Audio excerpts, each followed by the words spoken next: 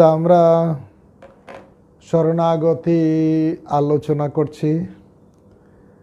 আমরা দৈন্য, আত্মনিবেদন, গোপতীর্থে বরণ, এই তিনটে আমরা গত কয়েকদিন ধরে আমরা আলোচনা করেছি। আজকে আমরা বাকি তিনটে আলোচনা করার চেষ্টা করব। প্রথম হচ্ছে দৈন্য, দ্বিতীয় হচ্ছে আত্মনিবেদন, তৃতীয় হচ্ছে গোপতীর্থে বরণ। আমি হচ্ছে ভগবানকে পালনকর্তা হিসেবে জানা, তিনি হচ্ছেন আমার পালনকর্তা। আর আজকে আমরা চতুর্থ আলোচনা করব। চতুর্থ হচ্ছে রক্ষিষ্ঠিতে বিশ্বাস, অর্থাৎ তুমি আমাকে অবশ্যই রক্ষা করবে বলিয়া বিশ্বাস। ভগবান যে আমাকে রক্ষা করবেন এই বিশ্বাস রাখা দরকার। আমরা ভক্তি জগতে এসেছি, এটা কথা জানি, বিশ্বাসে মিলায় বস্তু তর্কে বহুদূর। তা বিশ্বাস কার প্রতি? বিশ্বাস ভগবানের প্রতি বিশ্বাস রাখতে হবে। ভগবানের প্রতি বিশ্বাস রাখতে হবে। তুমি আমাকে অবশ্যই রক্ষা করবে এই বিশ্বাস ভক্তদের থাকে। তো এই বিশ্বাস, সেই সম্পর্কে ভক্তিবিনোদ ঠাকুর আলোচনা করছেন যে একজন ভক্ত কি মনোভাব নিয়ে ভগবানের কাছে শরণাগতির কথা বলে। ছয়টার ভিতরে চতুর্থ হচ্ছে অবশ্য রক্ষিবে কৃষ্ণ বিশ্বাস ও পালন। কৃষ্ণ আমাকে অবশ্যই রক্ষা করবে। আমি কৃষ্ণের দাস, আমি কৃষ্ণের সেবক, আমি কৃষ্ণের সেবাতে আমি নিযুক্ত আছি। কৃষ্ণ আমাকে তো অবশ্যই রক্ষা করবেন। তা এই মনোভাবটা রাখাটাই হচ্ছে আমাদের শরণাগতির ছয়টার ভিতরে একটা। অবশ্য রক্ষিবে কৃষ্ণ বিশ্বাস ও পালন। তো এখানে ভক্তিবিনোদ ঠাকুর তিনি ওনার ভাবে কীর্তন করে যাচ্ছেন যে একজন ভক্ত কি মনোভাব নিয়ে ভগবানের কাছে বলে যে ভগবান তুমি আমাকে রক্ষা করবে। আসলে আমরা নিজে নিজে যদি ভগবানের কাছে কিছু বলি, সে বলার ভিতরে ত্রুটি থেকে যেতে পারে, সে বলার ভিতরে ভাষাটা ঠিক নাও হতে পারে। কিন্তু আমরা যদি মহাজনদের কথা অনুসারে বলি, মহাজনরা যা বলেছে ভগবানকে সেইভাবেই সেই কথা নিয়ে আমরা যদি ভগবানকে বলবো, তাহলে আমাদের কথাটা শুদ্ধ হবে। এই জন্য আমরা প্রার্থনা করি কিভাবে যে ভগবানকে কি বলবো, সামনে যে ভুলে যাই কি বলতে হবে, কি বললে ঠিক হবে, নাকি আমার বলাটা উল্টাপাল্টা হয়ে যাচ্ছে। আসলে সেই জন্য আমাদের দরকার মহাজনদের কথা, ওনারা কিভাবে ভগবানকে বলেছেন। তা সচ্চিদানন্দ ভক্তিবিনোদ ঠাকুর, যিনি সপ্তম গোস্বামী, কেউ হয়তো বলতে পারে গোস্বামী তাহলে তো উনি বাবাজি, উনি তো বৃন্দাবনে বাসী, উনি তো ত্যাগী, তাহলে ওনার কথার সঙ্গে উনি যে কথা বলবেন আমার কথা কি সেটা হবে? আসলে ভক্তিবিনোদ ঠাকুর উনি সপ্তম গোস্বামী হওয়া সত্ত্বেও উনি গৃহস্থ জীবনের লীলা করেছেন, গৃহস্থ জীবনেই তিনি অবস্থান করেছেন। তাই যারা ভক্ত, বেশিরভাগই ভক্ত আমাদের গৃহস্থ ভক্ত, তারা যদি মনে করে যে গৃহস্থ জীবনে আমাদের কিভাবে ভগবানের কাছে প্রার্থনা করা দরকার, ভক্তিবিনোদ ঠাকুরের কথা অ্যাজ ইট ইজ বললেই সেটাই ঠিক হবে। তাই সেখানে ভক্তিবিনোদ ঠাকুর বলছেন, তুমি তোমারিবে যারে কে তারে রাখিতে পারে, তব ইচ্ছা বশ ত্রিভুবন, ব্রহ্মায়াদি দেবগণ তব দাস অগণন, করে তব আজ্ঞায় পালন। তুমি যাকে মারবে কে তাকে রক্ষা করতে পারে? মারে কৃষ্ণ, রাখে কে? রাখে কৃষ্ণ, মারে কে? তুমি যাকে মারবে কেউ তাকে রক্ষা করতে পারবে না, আর তুমি যাকে রক্ষা করবে কেউ তাকে মারতে পারবে না। সেটাই শাস্ত্র একদম উদ্দিষ্ট। ভগবান প্রহ্লাদ মহারাজকে রক্ষা করতে চেয়েছেন। হিরণ্যকশিপুর অত বড় শক্তিশালী অসুর হওয়া সত্ত্বেও, দেবতারা যার ভয়ে ভীত হওয়া সত্ত্বেও এই প্রহ্লাদের কিছুই করতে পারল না। কেন? ভগবান তাকে রক্ষা করেছে। আবার তুমি তো মারিবে যারে, ভগবান যাকে মারার ইচ্ছা করেন কেউ তাকে রক্ষা করতে পারে না। হিরণ্যকশিপুরকে ভগবান মারতে চেয়েছিলেন, আর হিরণ্যকশিপু ভেবেছিল আমি তো অমর, আমি তো চালাকি করে ঠিক ব্রহ্মার কাছ থেকে বর নিয়ে নিয়েছি, দিনে মরব না, রাত্রে মরব না, হ্যাঁ, আকাশে মরব না, মাটিতে মরব না, অস্ত্রের দ্বারা মরব না, তোমার কোনো ভগবান তোমার কোনো সৃষ্টির কোনো জীব দ্বারাও আমি মরব না, দিনে নয় রাত্রে নয়। কত রকম প্ল্যান করে ব্রহ্মার কাছে বর নিয়ে ভেবেছিল যে আমি অমর হয়ে গেছি। ব্রহ্মারা, এই সব দেবতারা হচ্ছে বোকা। আমি যে চালাকি করে অমর বর নিয়েছি ওরাই বুঝতে পারল না। আসলে অসুর প্রকৃতির মানুষরা মনে করে, নিজেকে খুব চালাক মনে করে, নিজেকে খুব বুদ্ধিমান মনে করে, কিন্তু তারা হচ্ছে মূর্খ নম্বর 1। আজকে ভাগবতেও বর্ণনা করা আছে, যেখানে প্রভুপাদ তাৎপর্য বলছিলেন যে শিবের এক ভক্ত ছিল, হ্যাঁ, সে শিবজীবকে সন্তুষ্ট করে বর চেয়েছিল। শিবজি বর দিন, আমি যার মাথায় হাত দেব সেই ভস্ম হয়ে যাবে। শিব বললেন তথাস্তু। আর তখন সেই শিবের ভক্ত কি করলো? বলল ঠিক আছে, আপনি ঠিক বর দিয়েছেন কিনা আমি আগে পরীক্ষা করব। কাকে পরীক্ষা করবো? আপনার মাথায় হাত দিয়ে। আর শিব তো মনে করছে আমি বর দিয়েছি মানে ঠিক হবে, কিন্তু আর তার ভক্ত ভাবছে যে এটা ঠিক কিনা আমি শিবের মাথায় হাত দিয়েই আগে পরীক্ষা করে দেখি। বললো আমি আপনার মাথায় হাত দেব। আর শিব তো ভয়ে দৌড়। আর শিবের ভক্ত শিবের পিছনে দৌড়াচ্ছে মাথায় হাত দেবে বলে। ভগবান দেখছে বিপদ, দেবতাদের বিপদ, শিবের খুব বিপদ। তখন উনি ব্রাহ্মণের বেশ ধারণ করে এসে বললো কি হয়েছে, কি হয়েছে? বলছে দেখুন শিবজি আমাকে বর দিয়েছে, আমি যার মাথায় হাত দেব সে ভস্ম হয়ে যাবে। তা আমি বলছি আমি একটু পরীক্ষা করে দেখি আপনার মাথায় হাত দিয়ে। আর উনি পালাচ্ছে দৌড়ে ভয়ে। তখন এই ব্রাহ্মণ বেশি ভগবান বললেন আরে তুমি কত বোকা, আরে শিব যে বর দিয়েছে ওটা ঠিক কিনা বেঠিক কি করে? ওনার কথাবার্তায় তো ঠিক নেই। আরে ওনার পিছনে দৌড়ে কি লাভ? বরঞ্চ তোমার তো একটা মাথা আছে, তুমি পরীক্ষা করার জন্য তোমার নিজের মাথায় হাত দিয়ে দেখো যে তুমি ভস্ম হচ্ছে কেন। আর অসুরের বুদ্ধি এইরকমই, হ্যাঁ হ্যাঁ সত্যি তো, আমি কেন ওনার পিছনে দৌড়বো? আমার তো একটা মাথা আছে, মাথা আমার নিজের মাথায় হাত দিয়ে তো আমি পরীক্ষা করতে পারি। তখন সেই অসুর কি করলো? নিজের মাথায় হাত দিল আর নিজেই ভস্ম হয়ে গেল। আসলে অসুররা মনে করে আমরা খুব বুদ্ধিমান। তা হিরণ্যকশিপুরও মনে করলো যে ব্রহ্মাকে ঠিক বুঝিয়ে ফাঁকি দিয়ে আমি ঠিক অমর বর নিয়েছি, আমি বুঝতেই পারলো না আমি অমর বর নিলাম। কিন্তু ভগবান সব কিছুর থেকে সব থেকে বেশি বুদ্ধিমান। ঐশ্বর্যস্ব সমগ্রস্ব যশস্ব শ্রী জ্ঞান বৈরাগ্যৈব সন্ন্যাং ভগবতীঙ্গনা। ভগবানের ভিতর সমস্ত জ্ঞান বুদ্ধি ঐশ্বর্য, হ্যাঁ, বৈরাগ্য, শ্রী যশ সব কিছু 6 রকমের ঐশ্বর্য পূর্ণ মাত্রায় আছে। তাই ভগবান যাকে রক্ষা করে, ভগবান প্রহ্লাদ মহারাজকে রক্ষা করতে চেয়েছিলেন, রক্ষা করেছেন। আর ভগবান হিরণ্যকশিপুকে মারতে চেয়েছিলেন, হিরণ্যকশিপু 1000 চেষ্টা করেও রক্ষিত হতে পারলেন না।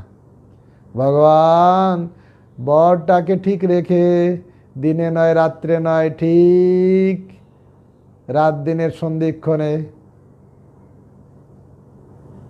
ঘরে নয় বাইরে নয়, ঠিক কি বলে ঠিক দরজার সেখানে, দিনে নয় রাত্রে নয়, ঘরে নয় বাইরে নয়, অস্ত্রের দ্বারা নয়, কোনো সৃষ্ট জীব দ্বারা নয়, ভগবান নিজে আসলেন, নিজে নরসিংহ মূর্তি ধারণ করে তাকে হত্যা করলেন। তুমি তোমারি বেজারে কে তারে রাখিতে পারে, তব ইচ্ছা বশ ত্রিভুবন। ব্রহ্মা আদি দেবগণ তব দাস অগণন, করে তব আজ্ঞায় পালন। ব্রহ্মা যত, ইন্দ্রচন্দ্র বরুণ, এমনকি ব্রহ্মা পর্যন্ত সব তোমার দাস, তোমার আজ্ঞা পালন করে। তব ইচ্ছা মতে যত গ্রহগণ অবিরত, শুভাশুভ ফল করে দান। আমরা হাত দেখাতে যাই জ্যোতিষী, আমার যখন শনির দশা কাটছে না, অসহায় যাচ্ছে না, কি হবে একটু দেখে দিন যত। কিন্তু এখানে বলছেন তব ইচ্ছা মতে যত গ্রহগণ অবিরত, শুভাশুভ ফল দেয়। গ্রহগণ সব কিছু ভালো মন্দ ফল দান করে, সব তোমার ইচ্ছায়। তুমি অর্ডার করো এই ফল দাও, এই ফল দাও, ওনার ইচ্ছায়। তব ইচ্ছা মতে যত গ্রহগণ অবিরত, শুভাশুভ ফল করে দান। রোগ শোক মৃত্যু ভয় তব ইচ্ছা মতে হয়, তব আজ্ঞা সদা বলবান। অনেকে প্রশ্ন করছে, প্রভু রোগ ব্যাধি কে দিয়েছে? এখানে বলছেন রোগ শোক মৃত্যু ভয় তব ইচ্ছা মতে হয়, তব আজ্ঞা সদা বলবান। রোগ শোক ভয় সব হচ্ছে তোমার ইচ্ছাতে হয়। যা কিছু রোগ ব্যাধি সব ভগবানের ইচ্ছা। কেউ প্রশ্ন করতে পারে কেন ভগবান দিচ্ছেন? ভগবান কি নির্দয়? তাহলে রাজা নির্দয় হতো, জেলখানায় মানুষকে ঢুকায় কেন? জেলখানায় ঢুকায় এই জন্য তাকে সংশোধন করার জন্য। তা আমাদের জীবনে যা সব ভগবান ভয় ভীতি দেয়, কষ্ট দেয়, সব আমাদের সংশোধন করার জন্য। ভগবান কৃপালু দয়ালু, কিন্তু তবুও যেমন মা ছেলের প্রতি দয়ালু হলেও চড় মেরে তাকে স্কুলে পাঠায় ভালো কাজে, ঠিক সেরকম ভগবান অনেক সময় আমাদের কষ্ট দিয়ে আমাদেরকে ঠিক করতে চায়। আচার ব্যবহার যে দুরবস্থা, তার থেকে ভগবান মাঝে মাঝে আমাদেরকে ইন্ডিকেট দেয়। অসতমা শতগময়, তমসমা জ্যোতির্গময়, মৃত্যুর মা অমৃতের গময়।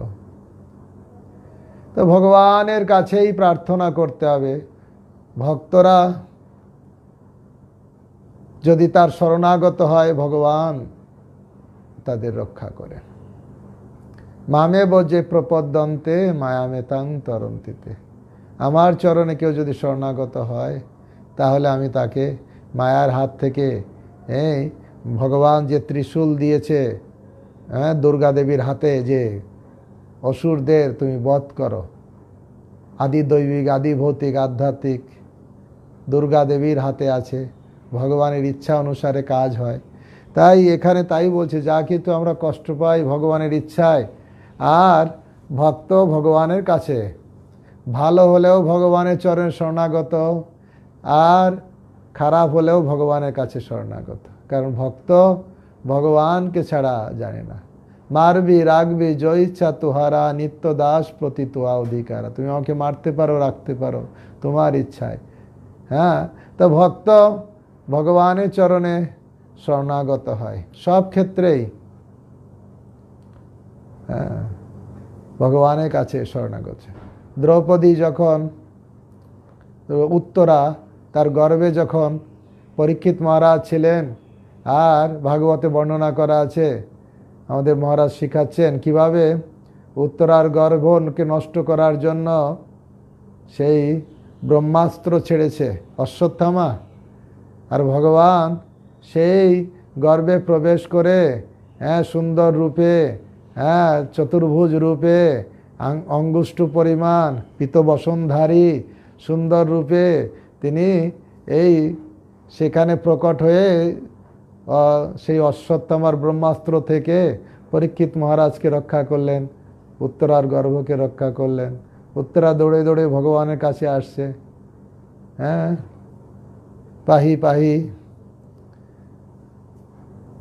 ভগবান রক্ষা করো রক্ষা করো। তা ভক্ত যখনই কোনো অসুবিধা হয় ভগবানের চরণে শরণাগত হয়। জগতে দুঃখ কষ্ট হয়, অসুর প্রকৃতির লোকেরা ভগবানের চরণাগত হয় না। দেখুন, জগতে যুদ্ধ বিগ্রহ বাঁধে, অসুররা যখন বিপদে পড়ে তখন ভগবানের শরণ নেয় না, কিন্তু দেবতারা যখনই কোনো অসুবিধায় পড়ে তখনই ভগবানের শরণ নেয়। এই হচ্ছে পার্থক্য। যারা ভক্ত মানসিকতা তারা ভগবানের চরণে শরণাগত থাকে। তাই এখানে ভক্ত জানে রোগ শোক মৃত্যু ভয় তব ইচ্ছা মতে হয়, তব আজ্ঞা সদা বলবান। তোমার আজ্ঞাই সবসময় বলবান। তোমার ইচ্ছায় বাতাস বইছে, নাই তো যে কোনো মুহূর্তে বাতাস বন্ধ হয়ে যেতে পারে। তোমার ইচ্ছায় সূর্য আলো দিচ্ছে, সব তোমার ইচ্ছায়। জগতের লোকেরা বুঝতে পারে না যে সব ভগবানের ইচ্ছায় হয়। যদি জীবের ইচ্ছায় হতো তাহলে মানুষ তো অনেক কিছু করে ফেলতে পারত। সব কিছু সবার দ্বারা হয় না।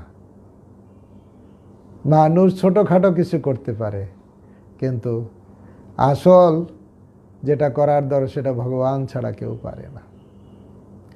ভগবান আমাদের শক্তি দিয়েছে তাই একটু কাজ করতে পারছি।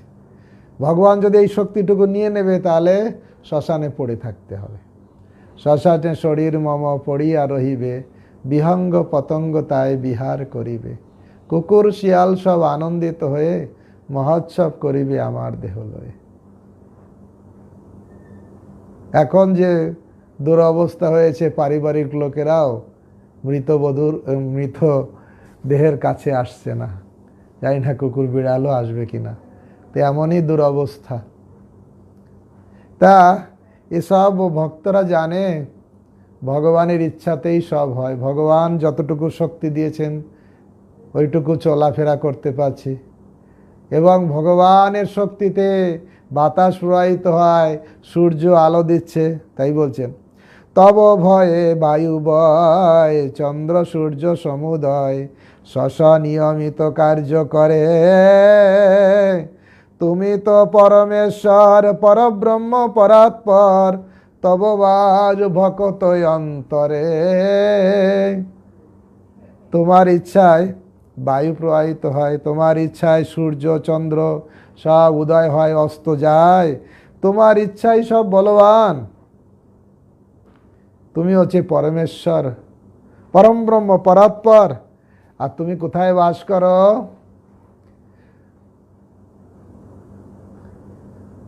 ভক্তের হৃদয়। তোমার হৃদয়ে সদা গোবিন্দ বিশ্রাম, গোবিন্দ কহেন মম বৈষ্ণব পরাণ। গোবিন্দ কোথায় থাকেন? বৈষ্ণবের হৃদয়। এখানেও ভক্তিবিনোদ ঠাকুর বলছে, তব বাস ভকত অন্তরে। তোমার বাস ভকত অন্তরে।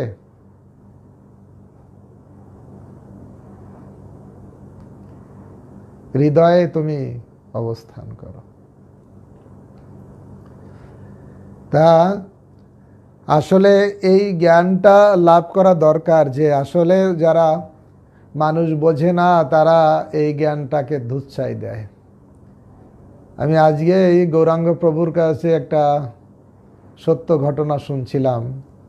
সেখানে উনি বলছিলেন বিদেশে এরকম হয়েছে, একজন মাতাজি ট্রেনে করে কৃষ্ণ বই ছিল প্রভুপাদের যে গ্রন্থ, হ্যাঁ, ভাগবত কৃষ্ণ বই বিতরণ করছিলেন। আর একজন অহংকারী ব্যক্তি তার কাছে বলছে, এই কৃষ্ণ বই নেবেন, কৃষ্ণ বই নেবেন। আর সে অহংকারী সে কী করেছে, কৃষ্ণ বইটা ধরেছে, আর ধরে এইরকম ছিঁড়ে ফেলে দিয়েছে।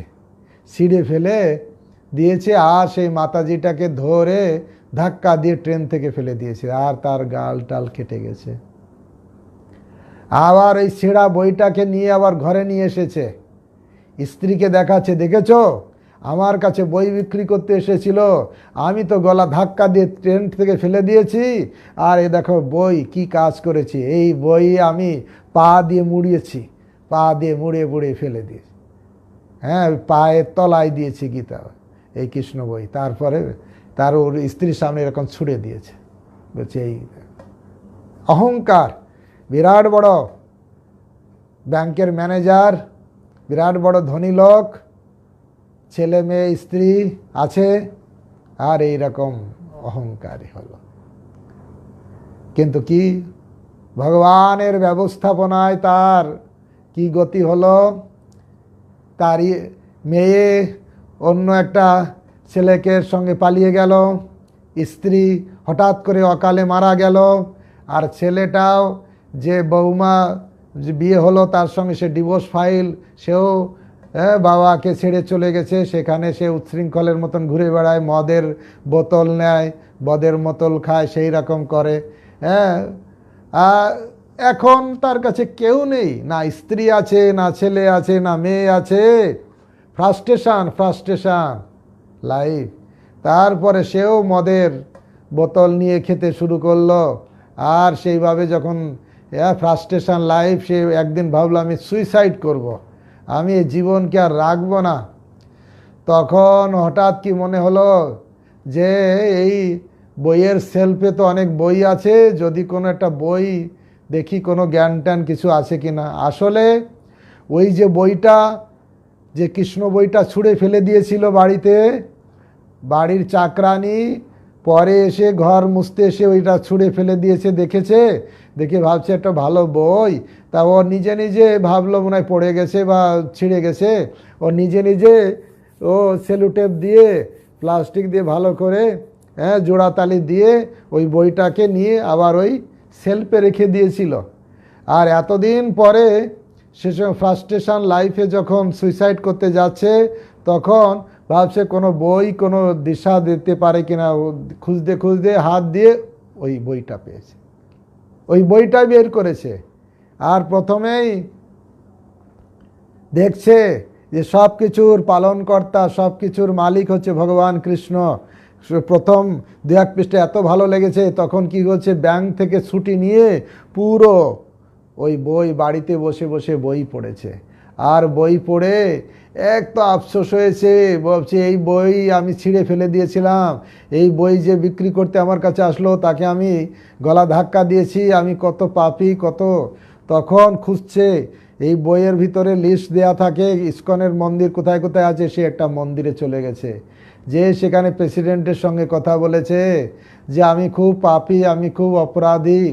হ্যাঁ, সেই প্রেসিডেন্টের সঙ্গে দেখা করে তার কাছে একদম নতমস্তকে বলেছে আমি ক্ষমা করুন, আমি এইরকম অন্যায় করেছি, আর এখন আমি বুঝতে পেরেছি এই বইয়ের ভিতরে কি অমূল্য সম্পদ আছে, কি দিব্য জ্ঞান আছে, মানুষকে সত্যিকারে আশার আলো জাগাতে পারে, সত্যিকারের রাস্তা দেখাতে পারে।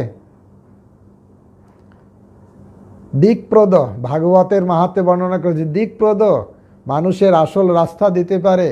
ভাগবত হচ্ছে অর্কস্বরূপ, সূর্যের মতন, সূর্য উদয় হলে যেমন রাস্তা মানুষ খুঁজে পায়, এই ভাগবত শাস্ত্র হচ্ছে ঠিক অর্কের মতন, হ্যাঁ সূর্যের মতন।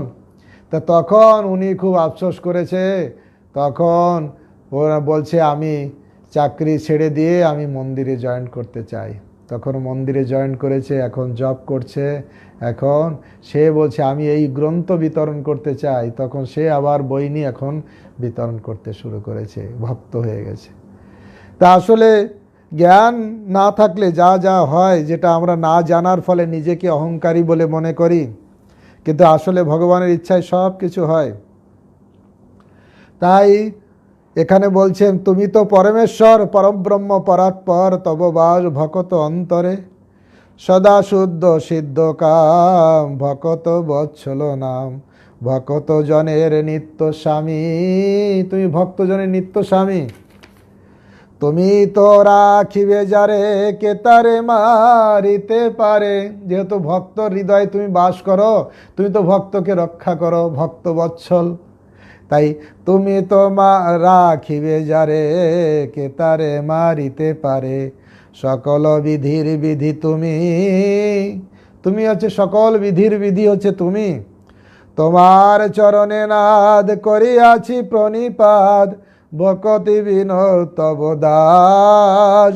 বিপদ হইতে স্বামী অবশ্য তাহারে তুমি, রক্ষিবে তাহারে বিশ্বাস। তার এই বিশ্বাস যে বিপদ থেকে তুমি তাকে রক্ষা করো, যে তোমাকে আশ্রয় গ্রহণ করে তার সমস্ত বিপদ থেকে তুমি রক্ষা করো, এই আমার বিশ্বাস আছে।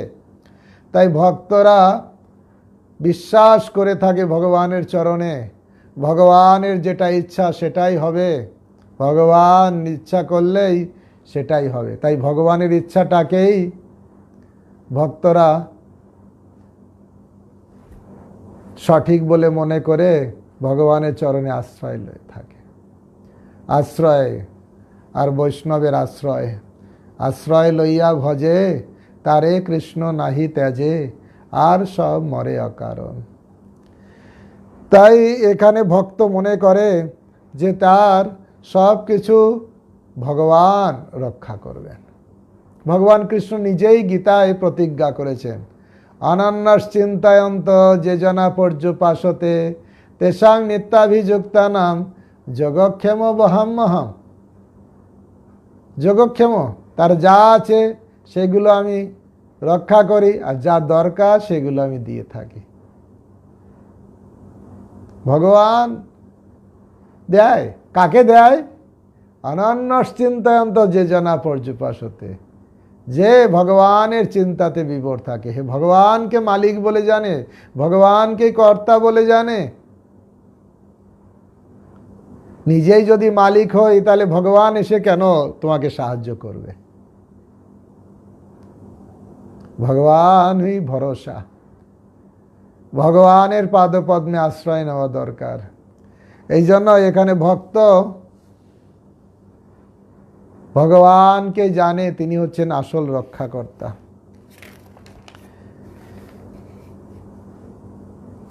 আর এই হচ্ছে এভাবে ভগবানকে জানা দরকার, তিনি হচ্ছেন আমার রক্ষাকর্তা। অবশ্য রক্ষিবে কৃষ্ণ বিশ্বাস ও পালন, কৃষ্ণ আমাকে অবশ্যই রক্ষা করবে, এই বিশ্বাস ভক্তদের থাকে। এই হচ্ছে চতুর্থ। পঞ্চম কি? পঞ্চম হলে প্রাতিকূল্য বিবর্জনম, প্রতিকূল বস্তু বর্জন। ভক্তি জগতে যা যা প্রতিকূল, যেমন 4টে পাপ কর্ম প্রতিকূল, ত্যাগ করতে হবে। ভগবান কিসে খুশি হবেন? যেটা ভগবান চান না সেটাকে পরিত্যাগ করলে ভগবান খুশি হবেন। আমরা ভগবানের ভক্ত হতে চাই, কিন্তু ভগবান যা নির্দেশ দিয়েছে ওটা মানতে চাই না, তাহলে কি করে হবে? আমি বাবার ভালো ছেলে, সুপুত্র, সুপুত্র বলে আমি সবাইকে বলছি আমি বাবার ভালো। তো একজন বলল, আরে তুমি সুপুত্র বলছো, ভালো পুত্র বলছো, ভালো ছেলে বলছো বাবার, আমি শুনেছি তোমার বাবা তোমার তার ধন সম্পত্তি কিছুই তোমাকে দিল না, আর তোমাকে তেজ্য পুত্র করেছে কেন? তো বলছে, হ্যাঁ সেটা ঠিক, বাবা আমাকে তেজ্য পুত্র করেছে, তার কারণ হচ্ছে বাবা যখন যা বলে তার উল্টোটা করি, ওই জন্য বাবা তেজ্য পুত্র করে দিয়েছে, সব সম্পত্তি থেকে বঞ্চিত করেছে। তা আমি ভগবান ভগবান বললাম, কিন্তু ভগবানের আদেশ যদি পালন না করলাম তাহলে হবে? ভগবান যা যা ত্যাগ করতে বলেছে সেটা ত্যাগ করা দরকার। কি ত্যাগ করতে বলেছেন? ফার্স্টেই এই সারা জগতের যে কষ্টের কারণ আমিষ আহার, সে আমিষ আহার ত্যাগ করতে বলেছেন।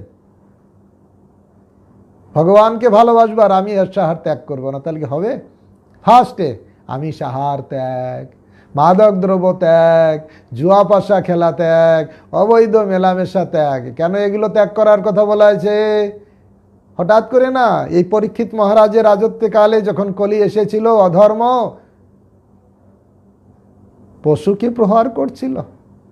রাজা পশুকে মারলে কখনো সহ্য করতে পারে না, আর এখনকার রাজারা কসাইখানার অনুমোদন দিচ্ছে।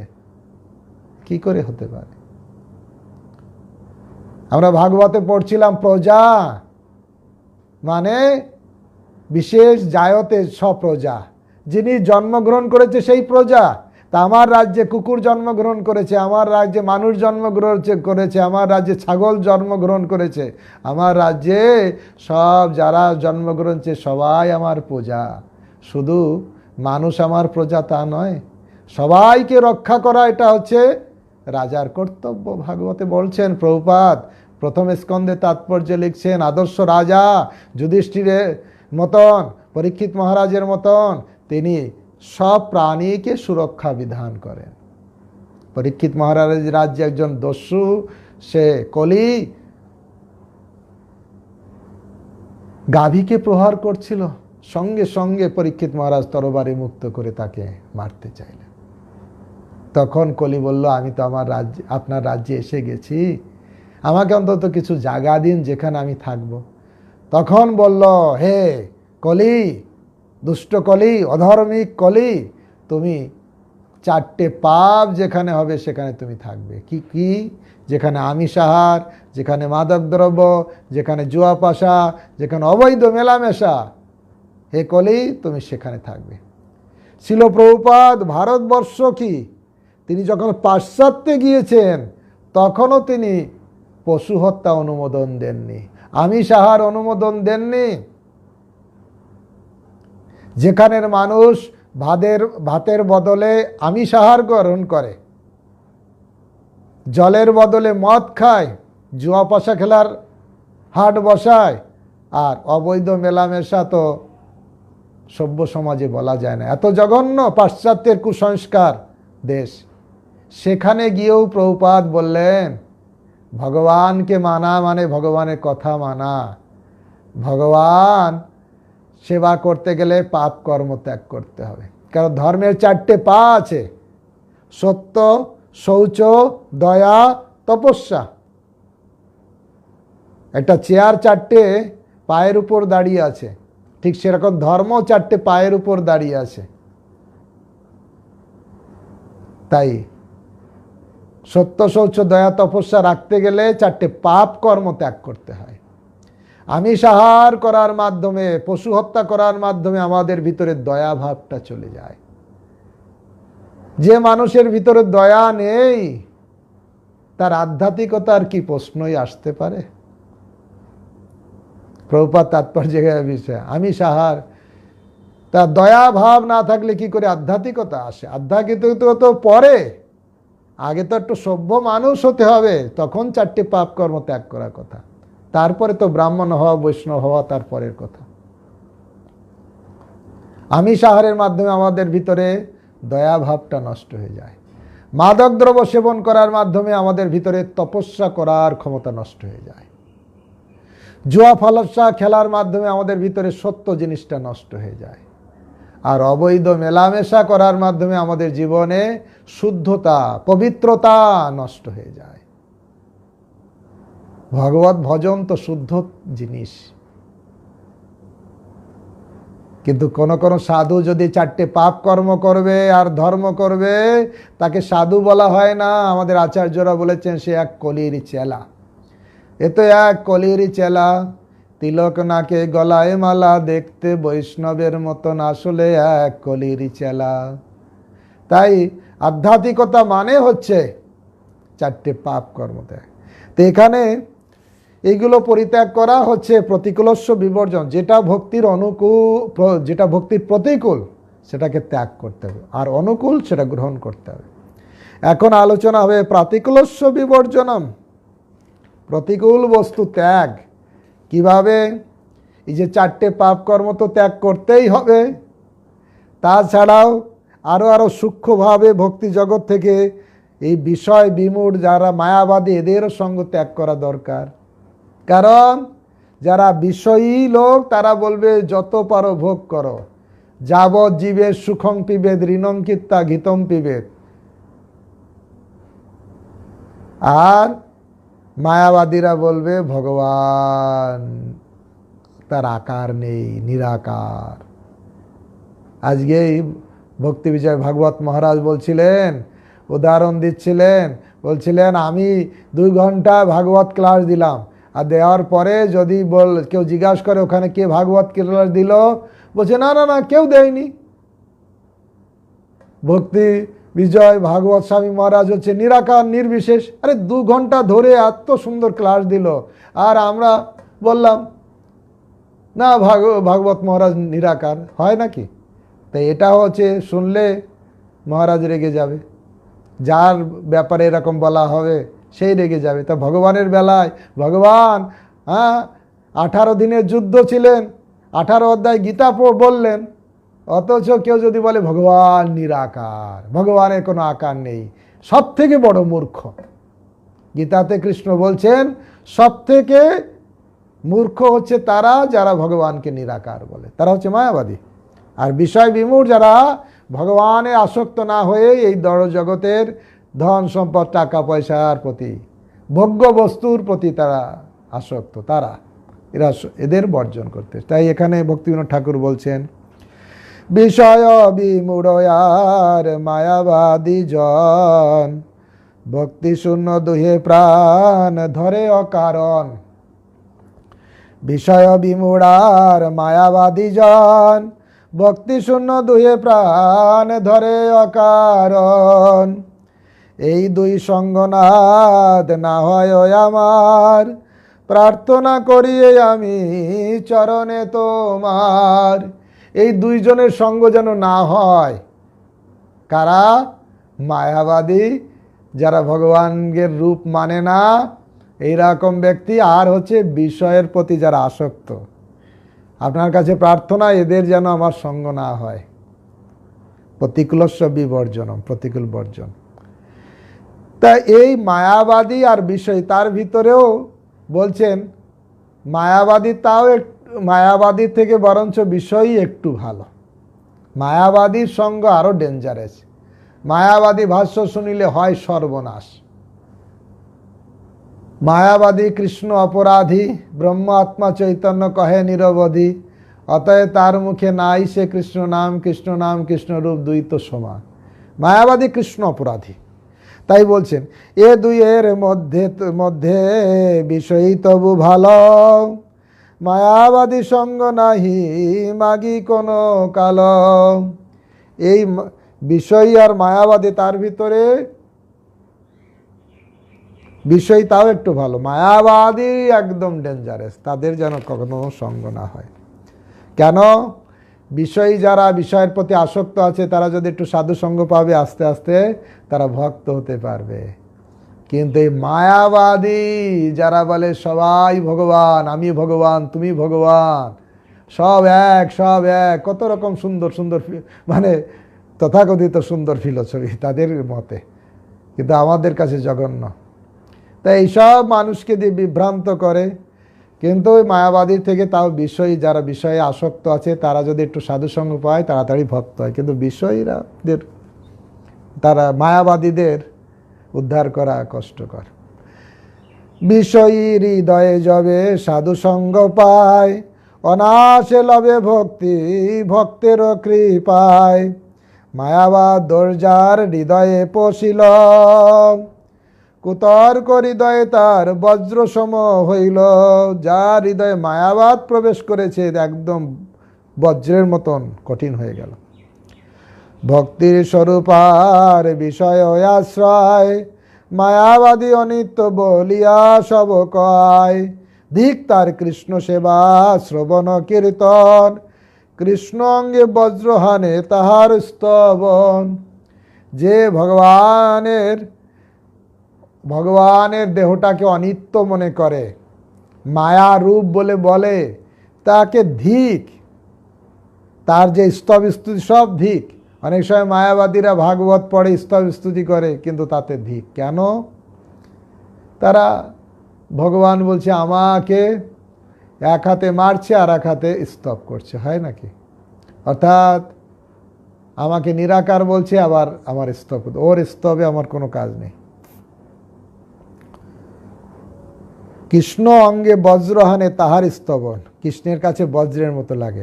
স্তব করলে ভগবান তো খুশি হয়, সুন্দর লাগে ভগবানের কারণে ভক্ত যখন স্তব করে। কিন্তু মায়াবাদীরা যখন বলে তখন তার কাছে বজ্রের মতন লাগে। মায়াবাদ সমভক্তি প্রতিকূল নাই, অতএব মায়াবাদী সঙ্গ নাহি চাই। ভকতি বিনোদ মায়া বাদ দূরে করি, বৈষ্ণব সঙ্গেতে বৈশে নামাশ্রয় করি। তাই এসব লোকের কাছে থেকে দূরে থেকে বৈষ্ণবের কাছে যেতে হবে, তারা হচ্ছে অনুকূল আর সব বিপত্তিকূল।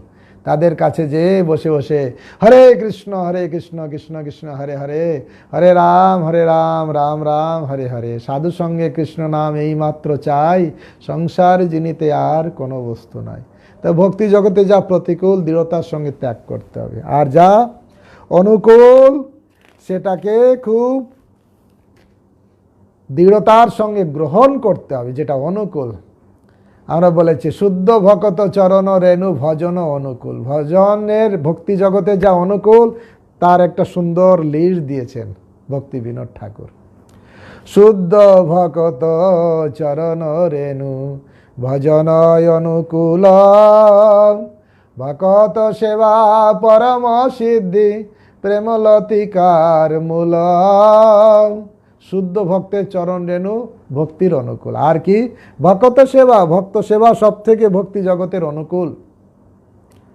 আর কি অনুকূল? একাদশী তিথি, মাধব তিথি ভকতি জননী যতনে পালন করি, গৌর বসতি কৃষ্ণ বসতি বসতি বলি পরম আদরে বরি।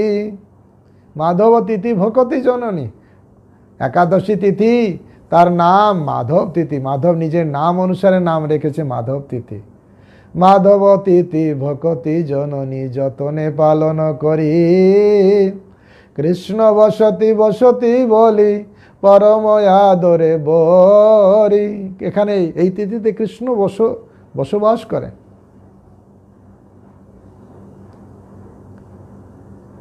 তাই এখানেও বলছি মাধব তিথি, এই মাসের নাম গোবিন্দ।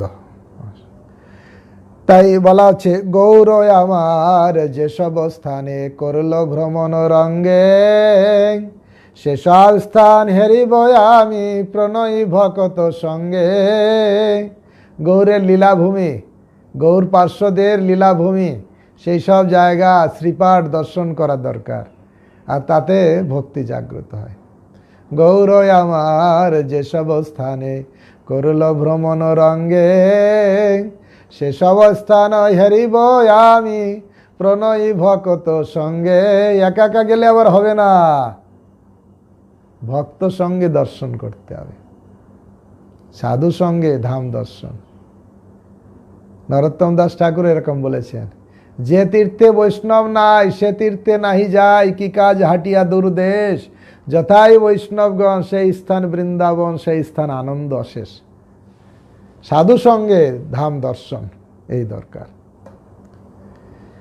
মৃদঙ্গ বাদ্য তাধীনাধীন তাক তাক কি কত রকম সুন্দর সুন্দর সাউন্ড, অপ্রাকৃত শব্দ তরঙ্গ।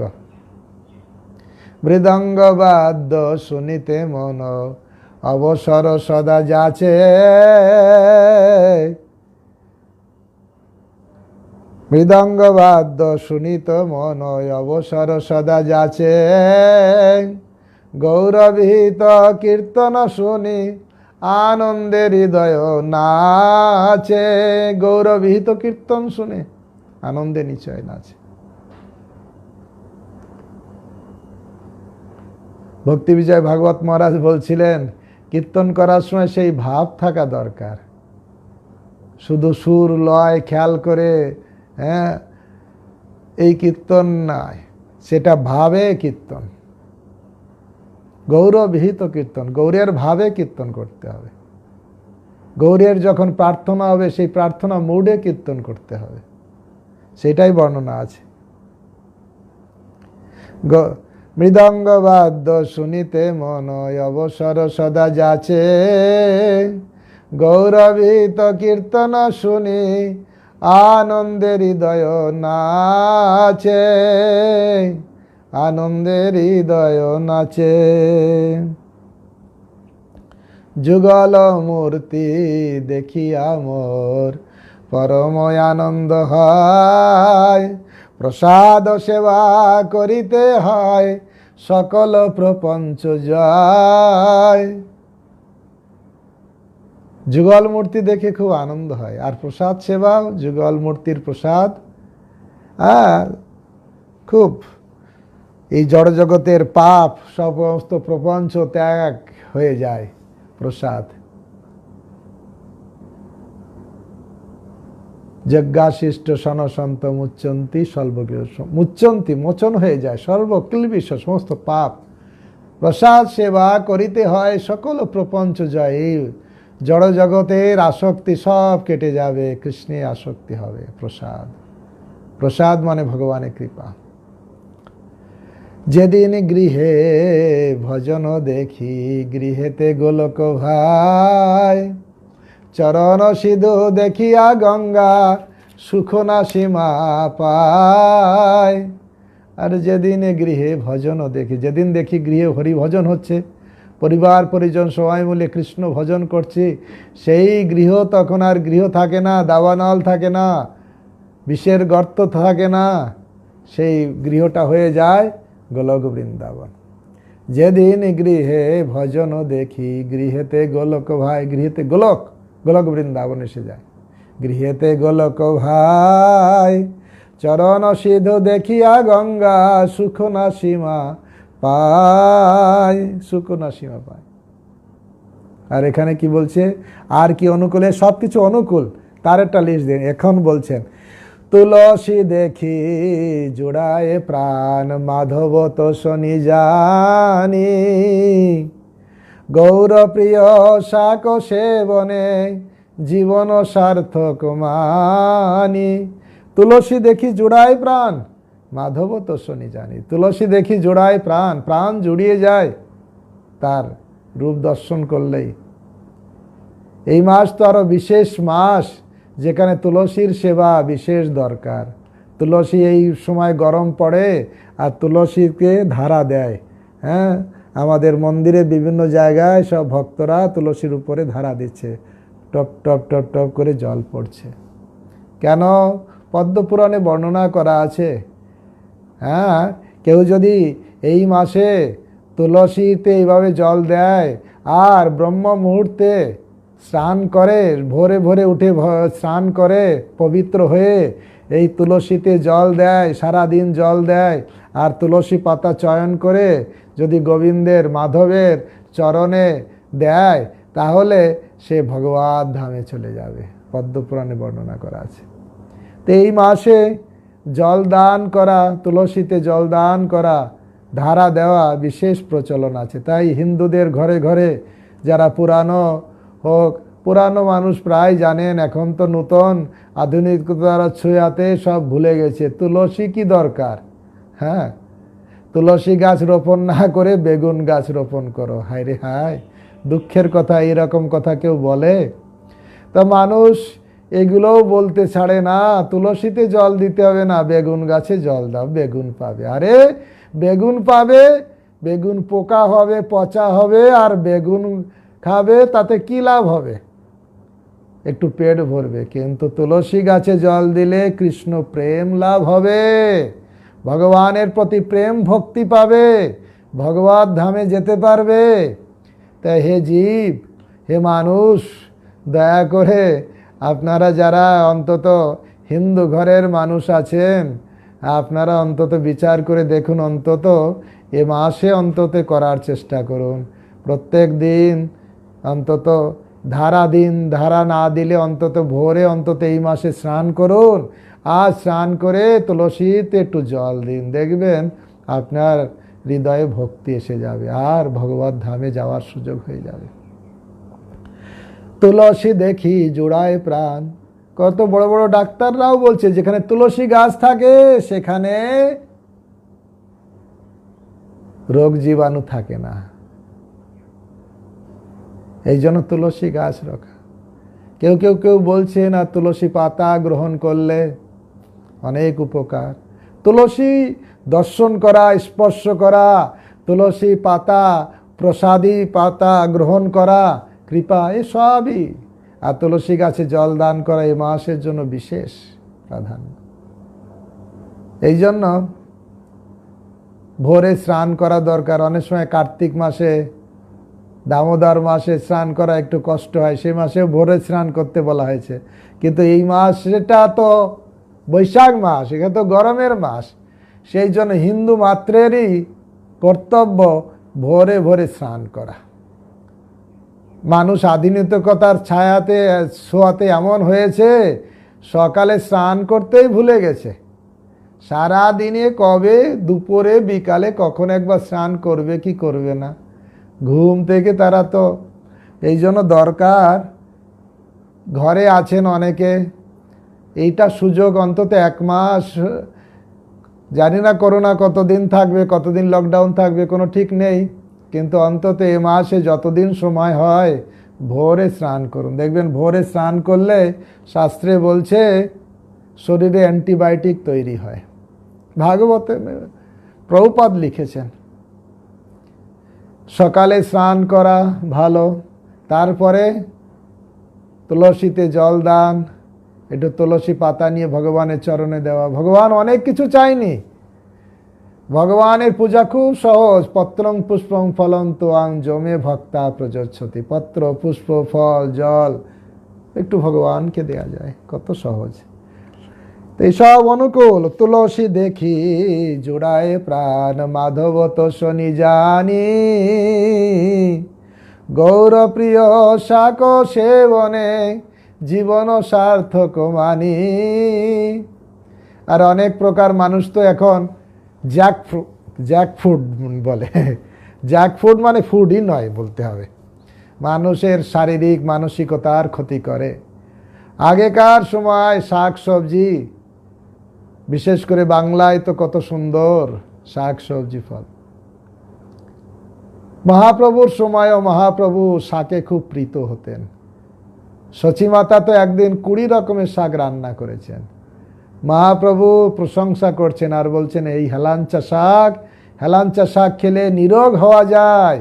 এই যে অচ্যুত শাক, কচু শাক, এই খেলে কৃষ্ণ প্রেম হয়। এই যে পটল শাক, এই খেলে সাধু সঙ্গে বাস হয়। এইরকম শাকের প্রশংসা করছেন। সচিমাতা 20 রকমের শাক করেছেন। আমরা মহাপ্রভুর ভোগ দিতে যাই, উৎসব মানে ভোগ, ভগবানকে ভোগ দেব, ভালো মন্দ রান্না, চিলি পনির, অমুক তমুক কত কিছু, বিরিয়ানি টিরানি হয়। অনেক জায়গায় দেখা যায় শাকই হয় না, যেটা মহাপ্রভুর খুব প্রিয়। তো ভক্তদের জানা দরকার মহাপ্রভু খুশি হন শাক গ্রহণে। রাঘব পণ্ডিতের ভবনেও লেখা আছে, দেখবেন উপরে লেখা আছে মহাপ্রভুর প্রীতি বলো শাকেতে জানিয়া। রাঘব পণ্ডিত জানলেন মহাপ্রভু খুব খুশি হয় শাক, তাই উনি রাঁধিলেন, বিভিন্ন প্রকারের শাক রান্না করলেন, রাঘব ভবনে রান্না করলেন।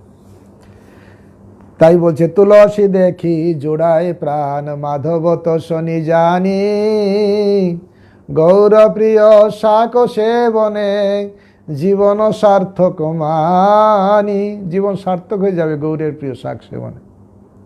ভকতি বিনোদ কৃষ্ণ ভজনে অনুকূল পায় যাহা, প্রতি দিবসে পরম সুখে স্বীকার করে তাহা। প্রতি দিবসে পরম সুখে স্বীকার করে। তাই ভক্ত প্রতিকূল বস্তু ত্যাগ করবে আর অনুকূল যা এই লিস্ট দেওয়া হয়েছে এগুলো গ্রহণ করবে। এইভাবে দৈন্যভাব, আত্মনিবেদন, সব কিছু কৃষ্ণের চরণে নিবেদন করা। ভক্তিতে বরণ, কৃষ্ণ হচ্ছে আমার মালিক, তিনি আমার ভরণ পোষণ তিনি করেন, এই ভাব।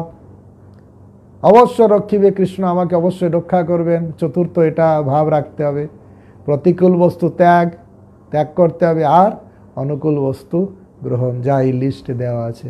এই হচ্ছে ষড়ঙ্গ শরণাগতি হইবে যাহার, তাহার প্রার্থনা শোনে শ্রীনন্দ কুমার। রূপ রঘুনাথ পদে দন্তে তিন ধরি, ভকতি বিনোদ পড়ে দুহু পদ ধরি। কাঁদিয়া কাঁদিয়া বলে আমি তো অধম, শিখায় শরণাগতি করো হে উত্তম। কেউ যদি শরণাগতি তত্ত্ব জানবে তাহলে ভক্তি জগতে সে উন্নত হতে পারবে। এটাই হচ্ছে শরণাগতি শিক্ষা দেওয়ার জন্য মহাপ্রভু এসেছেন। তা আপনাদের অনুরোধ, আপনারা ভক্তিবিনোদ ঠাকুরের শরণাগতি কীর্তন দেখতে পারবেন। আপনারা পরে অনেক সময় ভক্তিবিনোদ ঠাকুর ও প্রভুপাদ ওনার কোনো শিষ্য ওনাকে চিঠি লিখেছেন, বলেছেন মা গুরুদেব এই সমস্যা, তখন তার উত্তর দিয়েছেন এইভাবে এই করো। আর তারপরে উনি এটাও বলেছেন, প্রায় সময় চিঠিতে লিখেছেন যদি তুমি সুযোগ পাবে একটু শরণাগতি, একটু বইটা দেখবে, ভক্তিবিনোদ ঠাকুরের শরণাগতি। তা আমাদেরও কর্তব্য এই শরণাগতি মাঝে মাঝে একটু দেখা। তাহলে কি হবে, আমরা কি করে শরণাগত হব, সেই ভাবটা কি করে আসবে। এই মহাজনের গান গাইতে গাইতে যদি কোনো দিন সেরকম ভাব আসে, তার চেষ্টা করা দরকার।